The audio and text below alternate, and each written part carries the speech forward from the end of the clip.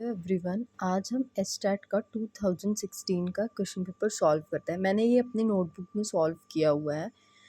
Commission receive क्या होगा, ये किस अकाउंट में आएगा? ये आएगा नॉमिनल अकाउंट में। अगर इसके आगे आउटस्टैंडिंग कमीशन लिखा जाता तो ये किस में आता? तब ये आता रिप्रेजेंटेटिव पर्सनल अकाउंट में। मतलब अगर आपको कोई भी सफिक्स आगे इसके लिखा हुआ मिल जाए तो वो किस में आएगा? रिप्रेजेंटेटिव पर्सनल अकाउंट में। अब देखो, जो मास्टर बजट होता है वो क्या होता है? वो समरी ऑफ बजट होता है। अब जो पीएलसी क्या होगा? प्रोडक्ट लाइफ साइकिल, कि हमारा प्रोडक्ट कैसे कैसे इंट्रोड्यूस होगा, ग्रोथ कैसे होगा, मैच्योरिटी कैसे आएगी, एक ऐसे पॉइंट पे आ जाएगा जहाँ पे हमारी सेल्स हो रही हैं सिर्फ बिजनेस चलने के लिए, और डिक्लाइन कि बिल्कुल डिक्लाइन कब तक हो, कि डिक्लाइन कब होगा ये हमें पता लगता है। तो कौन सा नहीं है? मार्केट सेगमेंटेशन क्या है? ये एक डिफरेंट कंसेप्ट है। इसमें हम क्या करते हैं? इसमें हम मार्केट को डिवाइड करते हैं, ठीक है, according to product. Element of promotion mix wholesaler generally apply to obtain proportional objective. अब देखो, प्रमोशन मिक्स क्या होता है कि हम अपना जो हमने प्रोजेक्ट बनाया हो उसको हम प्रमोट कैसे कर रहे हैं। अब प्रमोशन मिक्स के बहुत सारे टाइप होते हैं, like advertisement, personal selling, sale promotion. ऐसे ही ना हमारे पास एक होता है सेल प्रमोशन, कि हम कई बार क्या करते हैं, डिस्काउंट लगा देते हैं। आपने देखा ना, buy one get one free, ऐसे वाला। तो इसमें क्या आएगा? ट्रेड प्रमोशन आएगा। GATT transformed into WTO. अब देखो, पहले क्या था? पहले था गैट, ठीक है। ये ट्रांसफ़र फॉर्म हुआ डब्ल्यूटीओ में। कब हुआ? 1 जनवरी 1995 में हुआ ये। और एक अर्जरी राउंड होता है, 8th राउंड है वो, उसमें ये ट्रांसफ़र हुआ था।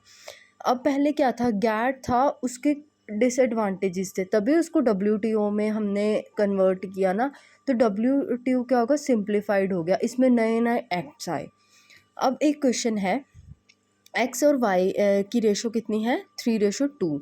जेड कितने के लिए एडमिट हुआ है? 1:5 के लिए। न्यू शेयर एक्वायर्ड कितना करेगा? जेड 3/20 करेगा, किससे? एक्स से। और 1/20 किससे करेगा? वाई से करेगा।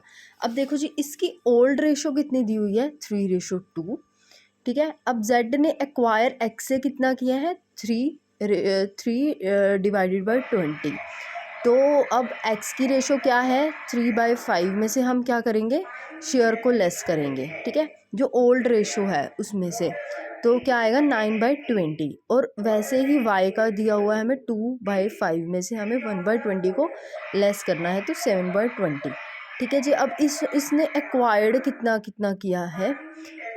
3/20 प्लस 1/20, तो कितना आएगा? इसकी रेशो कितनी बचेगी? 9/7/4। मतलब हमने क्या करना है, जो एक्स की ओल्ड शेयरिंग रेशो है ना, उसमें से हमने क्या कर देना है? एक्वायर्ड वाले शेयर को लेस कर देना है एक्स के।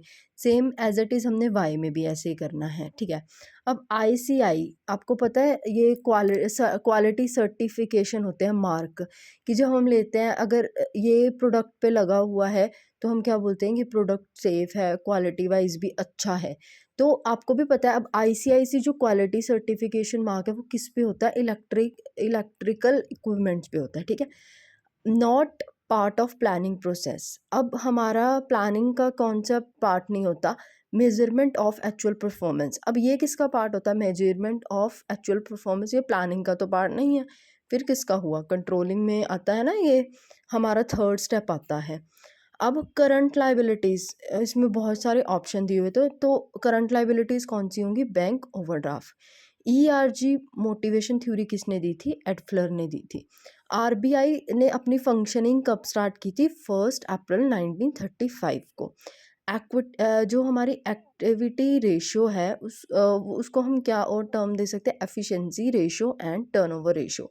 अब जो सेबी है, सेबी को स्टैट्यूटरी राइट कब मिला था?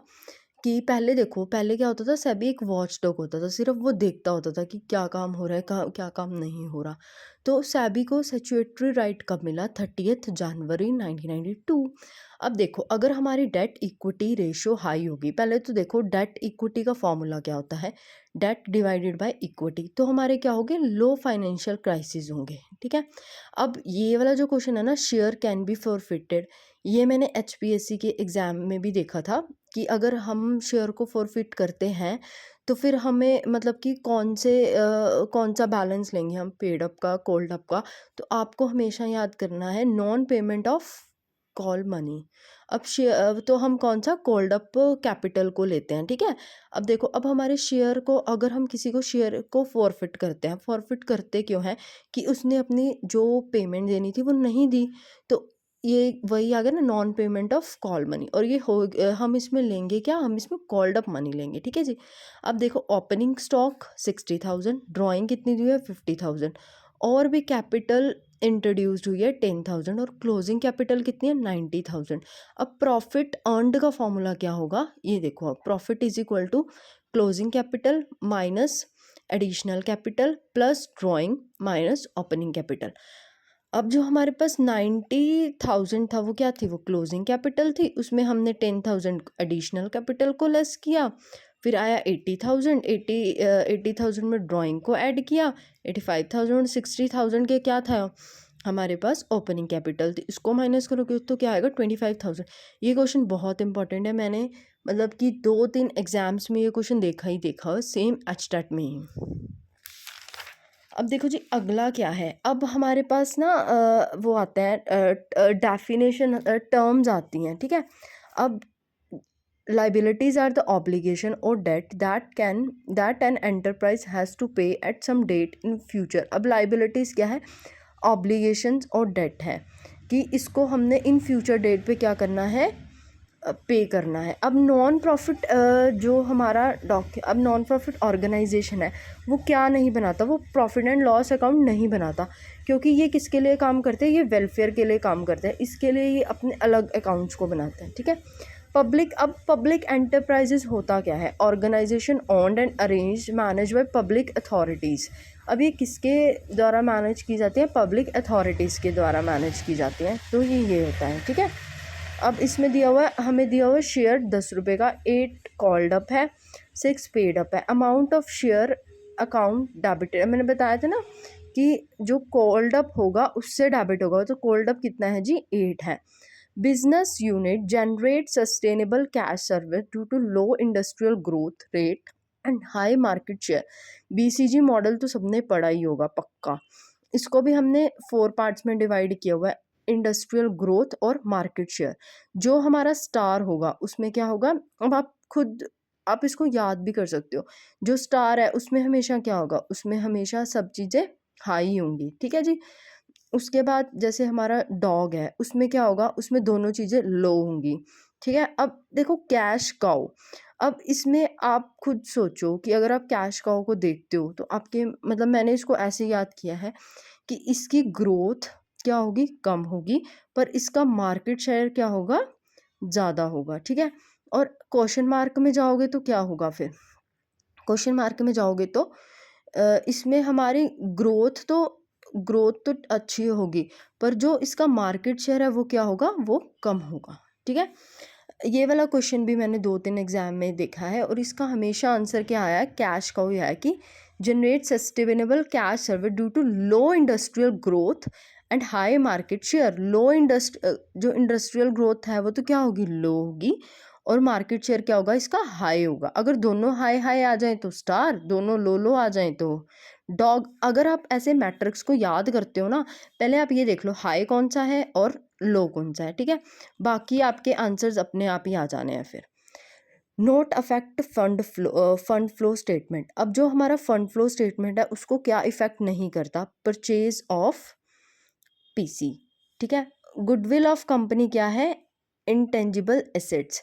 अब गुडविल क्या है, इंटेंजिबल एसेट है ना, इसको आप टच तो नहीं कर सकते, टच करेंगे अगर किसी को, जैसे अब हमारे रियल एसेट्स होते हैं उनको हम क्या बोलते हैं ना, टेंजिबल एसेट्स हैं, ये कैश हो गया, ये सब कुछ। अब गुडविल क्या है, ये तो कंपनी की रेपुटेशन है एक।